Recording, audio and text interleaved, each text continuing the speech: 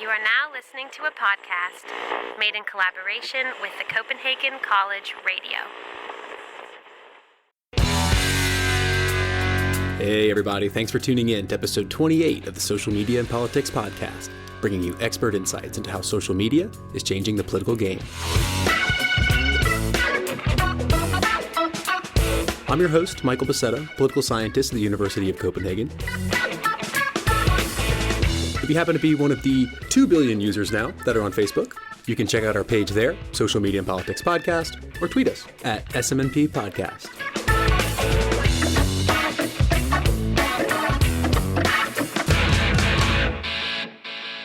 Thanks for tuning in to another episode of the Social Media and Politics Podcast. And yes, you heard that correctly. Mark Zuckerberg announced on June 27th that Facebook has hit over 2 billion monthly active users. And it's important to remember that we don't really know how these metrics are calculated, and they can be a bit suspect. So what Facebook decides to call a monthly active user might not really be a very active user at all. If we look at Facebook's video metrics, for example, the video view is counted after 3 seconds. So if you see a couple thousand views for a video, that number might be a bit misleading as to how much it's actually been viewed and taken in. But regardless, it sounds very good for Facebook to say that over 1/4 of the entire world is on its platform, which just by sheer mass would attract companies, organizations, and political parties to have a presence on Facebook. So in our last episode, we looked at what type of ads political parties in the UK were targeting, because there was just an election there at the beginning of June. And this week, we're going to stick with that theme of the British elections and targeting, and we're going to look at how the Labour Party, but also civil society groups and regular citizens are taking to the internet in order to campaign for the left. And at least in the realm of politics, when it comes to digital campaigning on the left, it's hard to beat a bigger name than Blue State Digital. Blue State Digital is perhaps best well known for helping Barack Obama craft his 2008 and 2012 campaigns, which were able to mobilize a large number of people who typically didn't vote. And among that group was the youth demographic, who typically don't show up at the polls. But this year, in the case of the British elections, they clearly did, with turnout being estimated around 68%, which is compared to about 45% from 2015. So a huge surge in youth mobilization. And the question is, what role, if any, did digital play in that upsurge in youth participation? So I came across this article on Blue State Digital's website, and I'll put it in the show notes, but they highlight 3 aspects that contributed to Labour's success in the 2017 general elections. One is that British progressives have embraced paid social. So that refers not just to political parties, but also to advocacy groups that can use digital to help campaign for a political outcome or political candidate that they favor. 2 is the rise of civic tech, which refers to citizens or volunteer groups of citizens building digital tools to help campaign for their party or cause. And the third aspect that the article attributed to Labour's success in the last election was mobilizing the youth vote, which the first barrier is getting younger voters to actually register so that they're eligible to vote. So I wanted to dig in a bit deeper into these topics and what was the role of digital in mobilizing youth, but also being used by advocacy groups in order to campaign for similar causes that the left and Jeremy Corbyn were fighting for in this last election. And so in a second, I'm going to bring on Samir Patel. He's a managing director at Blue State Digital. And one of the outcomes I took from our interview is that the role of citizens are really important, because we've been talking a lot about data targeting and what are campaigns doing. But what really came out in this interview for me was the role that citizens are playing, whether it's in terms of this civic tech and developing tools that help communicate and coordinate from the bottom up, or whether it's coordinated sharing by citizens. They can be a campaign's great asset, not just in terms of sharing content and increasing the organic reach of a post, but also by adding some collective weight and giving the idea of a movement or a resistance. And this coordinated action by citizens is something that's going to lead very nicely into our next episode, which is with Dr. Joel Penny, who is an associate professor at the School of Communication and Media at Montclair State University, and he's just written a book called The Citizen Marketer, which is all about citizens' role in the electoral process and how their participation increasingly follows logics of viral marketing. So a little bit of foreshadowing there. Next week, we're going to dive into that and also look at the role of citizens in the Bernie Sanders campaign that, interestingly, has a lot in common with what we're about to talk about here in the British context. Joining me now to talk more about Blue State Digital, recent British elections, and what's happening on the left side of the political spectrum, let me welcome Samir Patel to the show. Samir oversees the business, team, and culture at Blue State Digital London, as well as advertising on strategy and creative. Samir, thanks so much for taking the time out, and welcome to the Social Media and Politics podcast. Thanks for having me. So I was reading this article on your website that I was telling our listeners about in the introduction, and it states that 2017 was the year British progressives embraced paid social. And much of the Labour Party's success has been attributed to increasing digital advertising. And the sense I got from the article was that it's more than that. It's about advocacy groups and citizens. So can you kind of unpack that? Why was 2017 the year that British progressives embraced paid social? Well, I think what we're seeing is a wider push for civic engagement and the role that technology can play in that. And one thing we do know is that lots of people here in the UK feel that parties don't represent their interests. This is part of a wider trend of people feeling that they don't trust institutions the way they used to. Trust in media is at an all-time low. So what we're seeing is a lot of people trying to put the power of politics into the hands of people. And technology is a great way to do that. So whether it's, I know you had our friend Sam Jeffers on previously, things like Who Targets Me, whether it's sites such as Who Can I Vote For or Swap My Vote. These are all things that are basically taking some of the difficulties with our system here in the UK and making it easier for people to know how they can make a difference themselves online. Mm-hmm. And it seems, or at least what I've been reading in the media, is that it's been a lot about mobilizing the youth and the youth vote. What's so special about the youth vote? Well, one of the things that's special about it is it hasn't been there for a while. So, since 1992, the youth vote has been fairly low here in the UK, sort of under 50%, sometimes, upper 30%. And as a result of that, a lot of politics and a lot of politicians have not focused on the youth vote in recent years. What we saw this time around is that there was a candidate and a manifesto and, ideas that really engaged young people. And I think we saw turnout be extremely high, probably the highest in the last sort of 20 years in this election. And I think that that's only going to increase because, I think over 80% of young people were not satisfied with the result of the EU referendum, and 750,000 people became the voting age since the referendum. And all of those people are starting to get very engaged. And I think that there was something that happened in this election, which was for the first time in a while, they felt like they were spoken to. Yeah, and you kind of anticipated my next question, which is the Brexit referendum was seen as largely the result of not having the youth vote because, 18 to 24-year-olds are highly in favor of remaining in, but their turnout rates were quite low. So what explains that push? Was it the manifesto and the candidate, or was it other initiatives aimed at registering people to vote or get out the vote initiatives? Yeah, I think it was a number of things. I don't think we can point to just one single thing. And it kind of goes back to your first question as well. It wasn't just the parties. Many different organizations were focused on getting young people to register to vote.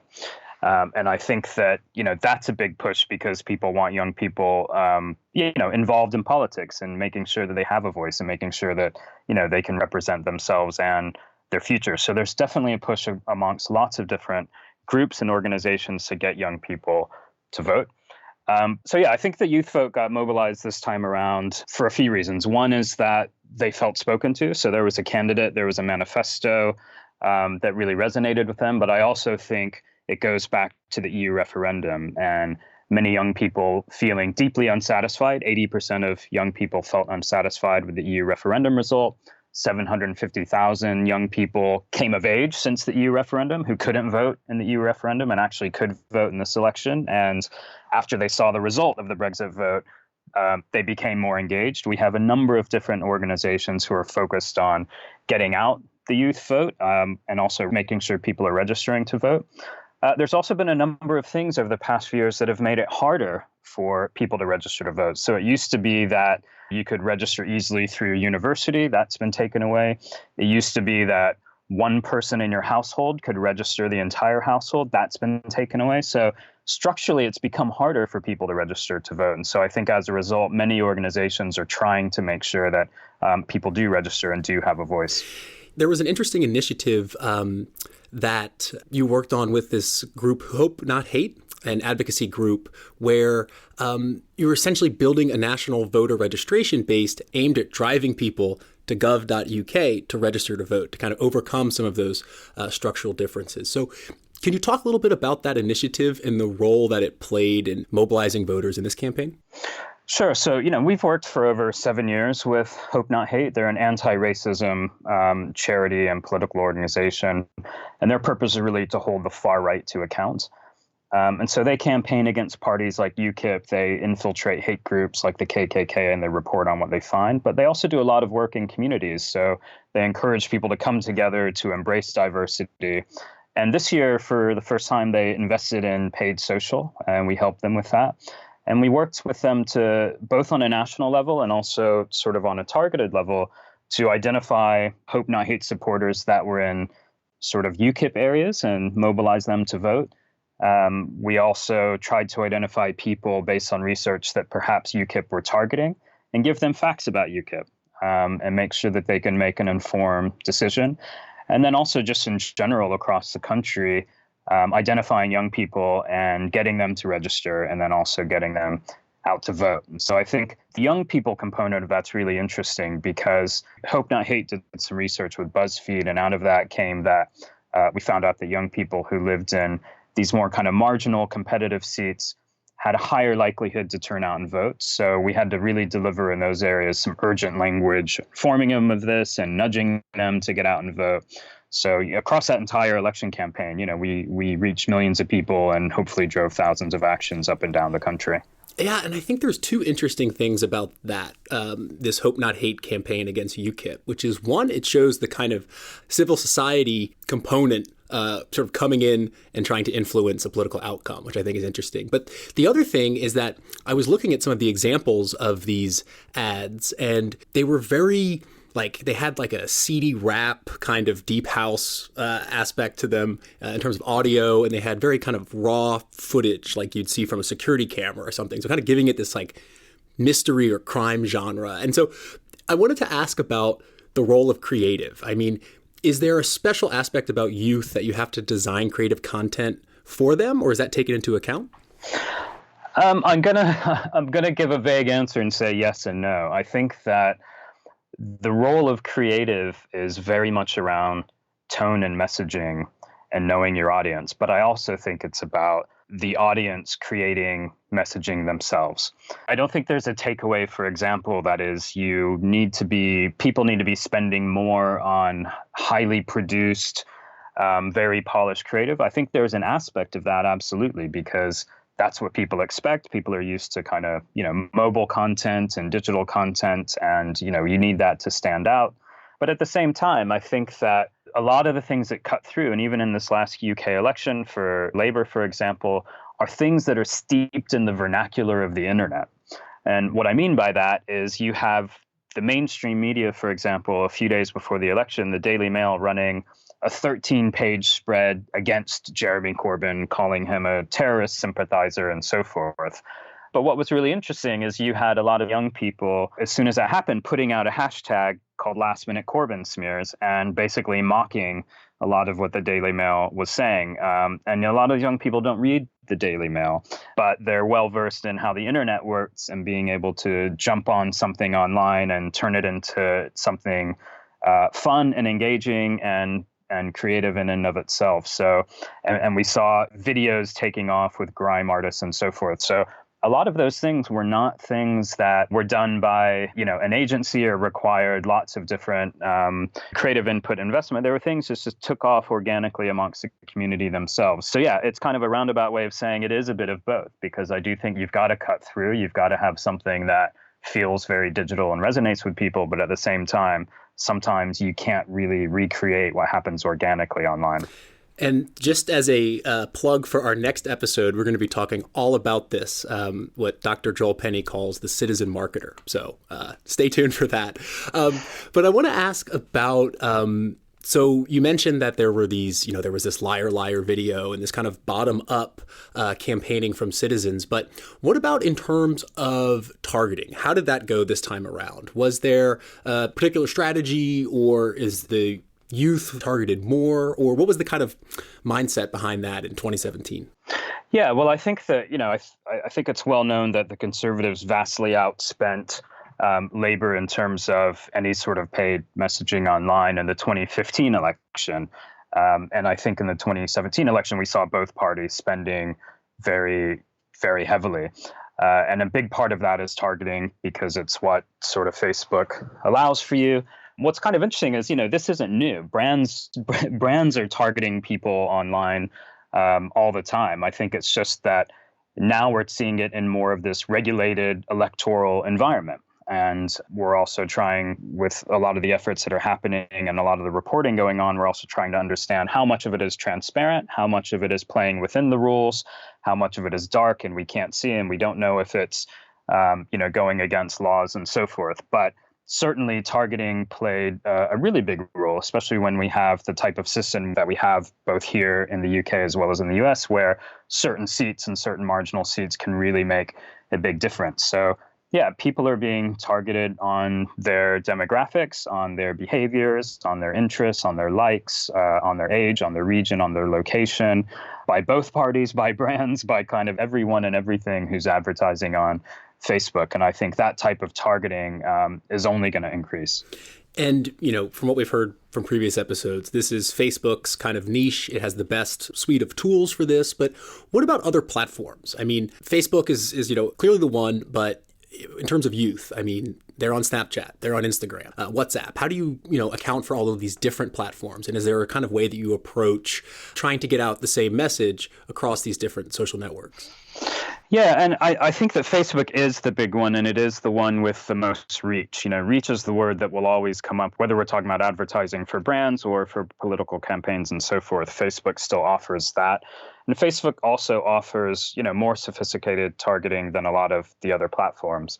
But yeah, as you pointed out, a lot of young people are not necessarily using Facebook as much as they might have used to. They are using Snapchat. And I think all of that has to be taken into account. But I think that this is still early days, even though a lot of these tactics have been going on for a long time and are getting quite sophisticated. I think, the next platform or the future of Snapchat is still being figured out. And we also have to think about closed networks and messaging networks and things like WhatsApp, where lots of conversation and lots of mobilization happens on these platforms.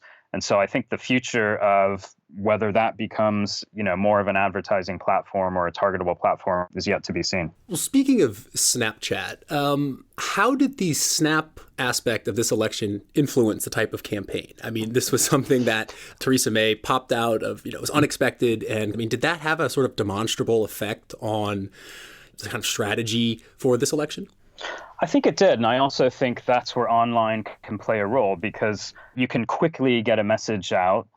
It does require having, your paid advertising budget behind it, but you can quickly reach parts of the country where maybe you don't have your kind of campaign machine in place and maybe you don't have people on the ground. So I do think that that's one of the reasons, certainly not the only reason, that's one of the reasons why paid social played quite a big role there. I also think that you had many other organizations getting involved, because for lots of organizations, this was a chance to really push for wider civic engagement, as we talked about earlier. And I think you saw a lot of tools being created. And sometimes the time pressure makes amazing things happen. So, some of the tools I mentioned earlier, some of the sites I mentioned earlier, Swap My Vote, Who Should I Vote For, and so forth. Some of these are created for hundreds of pounds and that's it. And that was partly out of necessity, but we saw hundreds of thousands of people using them. And I think that's what was really interesting. And so the future of this type of, civic engagement coming from many different places, not just the political party, not just the big trusted institutions, is going to be really interesting and is only going to increase. Yeah, and I want to ask a couple questions, both about civic tech, but also the transnational aspect of Blue State Digital. But first, I mean, as you mentioned, there's been this rise in civic tech, and it's interesting that because of the online, because of some of the digital aspects of it, that people can create tools for relatively cheap. And there's been some mention that, the left in this recent British election has kind of modeled some of its activity off of the Democratic resistance in the U.S. to Donald Trump. So can you talk about these transnational trends in terms of that non-official political campaigning? Yeah, well, I think it's, the resistance movement in the U.S.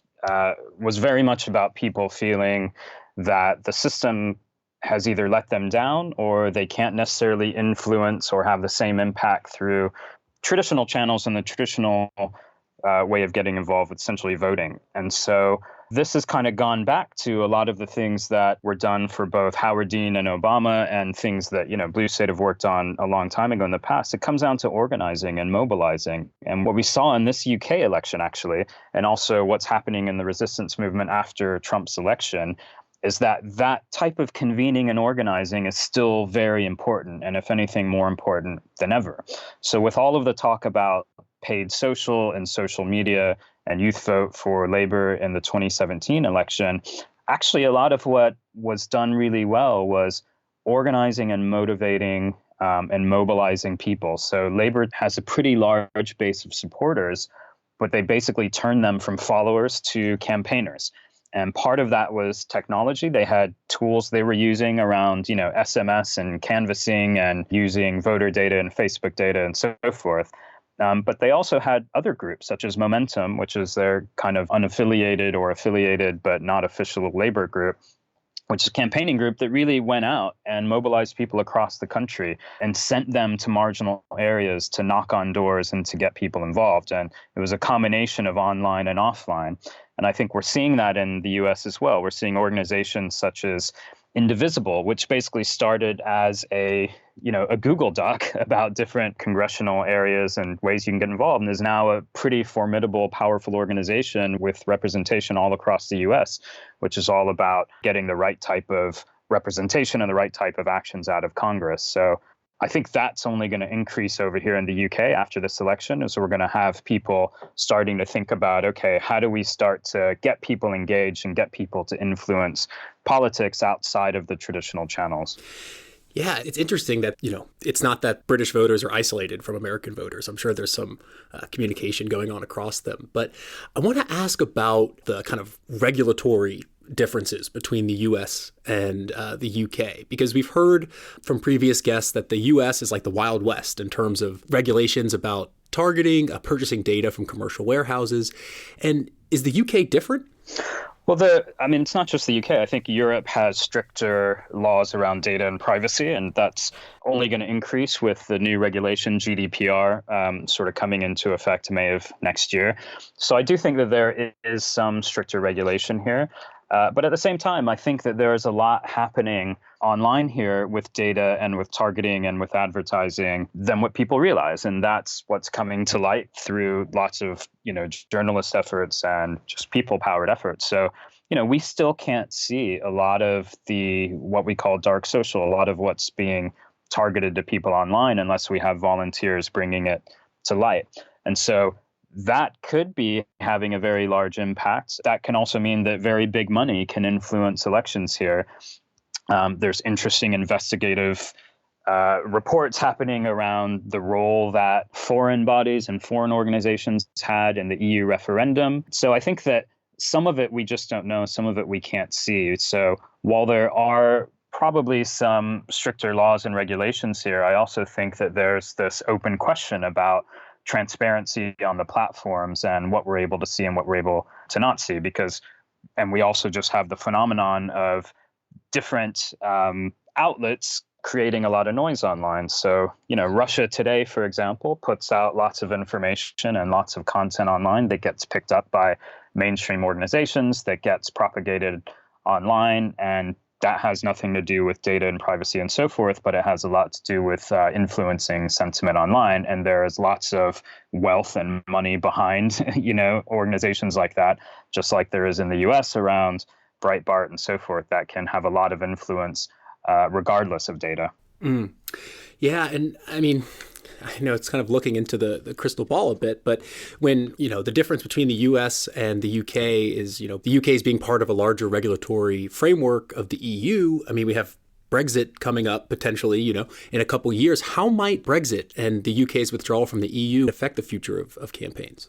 Well, everything we've heard so far is that the UK will still abide by a lot of these EU data regulations and laws. So as far as we know, that will still continue. But yeah, as you rightly raised, that is an open question, and we don't know exactly what will get negotiated, exactly what Brexit will look like. And so potentially there could be different laws or systems in the UK, even though right now every indication is that they'll follow the same regulation. Mm. And then I have a question, you kind of alluded to it before, which is both the UK and the US have these first past the post systems, and that kind of seems very suited to targeted campaigning because you could point out the specific constituencies that you want to win. But Blue State Digital has also worked, in the French elections, the Dutch elections. So is there a difference you notice in trying to mobilize voters in a first past the post versus a parliamentary system? I think there is. I think that ultimately it is about the audience.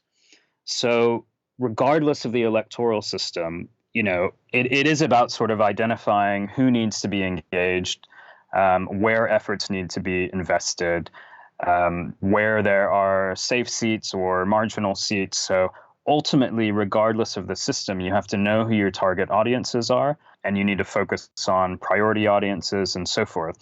But I think that, what will happen in a system that is outside of the US and the UK, it will become a little bit less around the geography, but it will still be, so the where won't be as important, but the who will still be important. Because, parties will have to think about who's actually going to come out and vote and who's going to make a difference. And there's still a role of targeting to play there, and there's still a role of data and all of that. Mm-hmm. And speaking of parliamentary systems, I just got out of this the UK general election, but everyone's eyes are on the German federal elections in September. Are you guys working on that already, or is there? Because I'm curious as to with Germany, they have very strict data privacy laws. Germans are very aware. They're all about Bitcoin and not posting on Facebook. So are you moving into that election? And is the German case special? Well, I mean, for all the reasons you mentioned, it is special in terms of, even just working with brands that want to do any sort of advertising work in Germany or any type of marketing work in Germany, it's very, very different. The social networks even have to abide by some very strict rules there. We will happily kind of talk to all kinds of different parties and groups around the world. Currently, we're not working with the German election, but certainly we'll be following it with a lot of interest. Right. All right. Well, Samir, this has been super interesting. Thanks so much for taking the time out. No problem. Thank you very much.